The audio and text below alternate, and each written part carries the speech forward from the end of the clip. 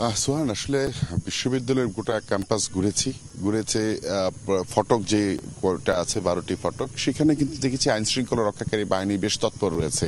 এই বিস্তারিত আগের সংবাদগুলোতে যেমনটি বলছিলাম, এখনকার চিত্র কিন্তু সেম। তার আগে একটু বিষয় আপনাকে একটু দেখাই।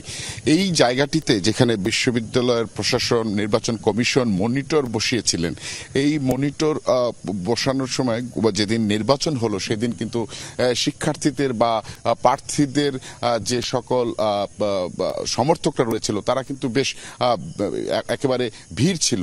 এখন এতটাই অনীহা হয়েছে এই মধ্যরাতে এই সময়টায়, আজকে কিন্তু কয়েকজন ছাড়া, হাতে গোনা কয়েকজন ছাড়া তেমন কাউকে কিন্তু আমরা দেখছি না এবং তাদের প্রতি আগ্রহ নেই।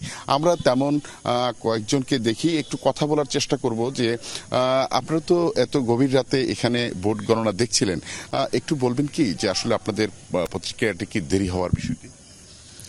এটা সম্পূর্ণ দায়ভার বিশ্ববিদ্যালয়ের প্রশাসন এবং নির্বাচন কমিশনারের। একটা নির্বাচনের ভোট ফলাফল দিতে ওনারা কিন্তু প্রায় 48 ঘন্টারও বেশি সময় নিয়ে ফেলেছে। এটা কিন্তু দায়ভার এই প্রশাসনকে নিতে হবে। এটা প্রমাণ করে যে এই নির্বাচন কমিশন এবং জাহাঙ্গীরনগর বিশ্ববিদ্যালয়ের প্রশাসন একটা অথর্ব প্রশাসন। আপনার কাছে কি মনে হয়? আসলে খুব স্বাভাবিক হচ্ছে, আমাদের এই ফলাফল প্রকাশ করার কথা ছিল গতকাল রাতে, কিন্তু এখন সেটা তারা আজকে রাতের মধ্যেও দিতে পারছে না।